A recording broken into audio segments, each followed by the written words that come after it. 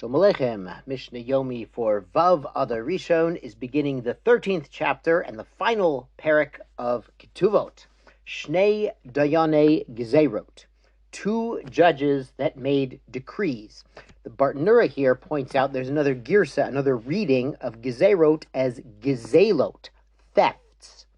And he explains, Shahayu Gozrin Gezerot, these judges of theft cases would be gozer gezerot. They would make decrees, edicts, al hagazlonim, on convicted thieves, v'konsim alehem knasot, to levy fines against the thieves.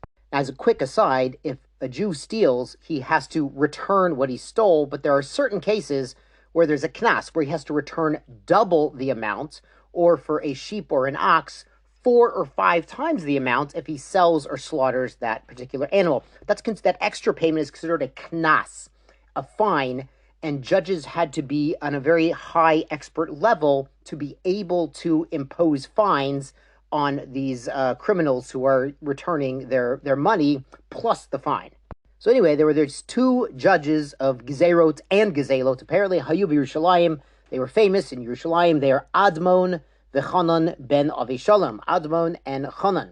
Chanan Omer Shnei Devarim. Chanan said 2 things. Admon Omer Shiva. And Admon said 7. And we're going to see all of these things. This entire chapter, the last chapter of Ketubot, is about these items and these teachings, these decrees that they were teaching. They were argued on by the Bnei Kohanim Gedolim. By the Kohanim of the time would argue on these decrees, as we'll see in this chapter. So the Mishnah brings the first teaching of Admon. A man went overseas on a long business trip, Ishto tovat mizonot, and his wife says, hey, he didn't leave me what to eat.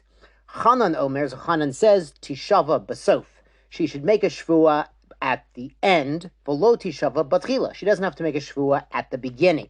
What he means is, if they receive word that the husband has passed away overseas, we had cases about this in Yavamot, about the remarriage issue, but here she's claiming her ketuva, that's basof. If she's claiming her ketuva, she should make a shavua that she has not collected or been prepaid any of the ketuva amounts. But betchila, when she's just getting mizonot, she thinks her husband's alive and she's still entitled to support from his estate for food and clothing and lodging, she does not have to make any sort of shvua. That's an entitlement she has as part of marriage. And the Mishnah says, Nechlaku alav b'nei kohanim gedolim. The sons of the high priests disagreed with this ruling. Ve'amru, and they taught, tishava batchila v'sof. A wife in this situation must make an oath at the beginning and at the end that she has not gotten more money. Amar Rabbi Dosa ben Harkinas, Rabbi Dosa adds, Kidivrehem. He agrees with the Bnei Kohanim Gedolim. But Amar Rabbi Yochanan ben Zakkai, the famous Rabbi Yochanan ben Zakkai said, Yafe Amar Chanan. Chanan said, well, he taught a good ruling, Lo tishava ela basof. She only must make a shvua when she's collecting her ketuva, not when she's receiving mizonot, support. Now Mishnah Bet brings the second teaching of Admon. Misha chalach l'midatiyam. The husband went overseas on a long trip. Amad echad, and one other man, a local man, got up, ufirna setishto, and he paid the mizonot, the expenses of the wife in the absence of the husband. Chanan Omer, Chanan teaches, ibed et ma'otav. He's lost his money.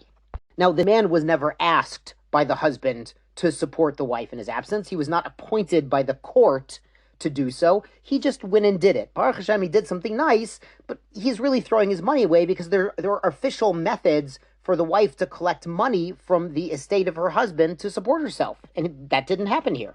Nechlaku alav b'nei kohanim gedolim. Again, the children of the high priests argued with him. The Amru, they said, Yeshava kama hotzi v'yitol. He can make an oath about how much he spent supporting the wife, and he can collect it from the husband when he returns, or from the estate if he passes away overseas. Amar Rabbi Dosa ben Harkinas, Kedivrei Rabbi Dosa ben Harkinas again agrees with them. Amar Rabbi Yochanan ben Zakkai, Rabbi Yochanan ben Zakkai says, Yafe Amar Chanan. Chanan said, well, Hiniach ma'otav al keren hatzvi. It's as if this man who supported the wife has placed his money on the horns of a deer, and a deer, it's tzvi, it runs very fast, so we're not surprised that he's lost his money.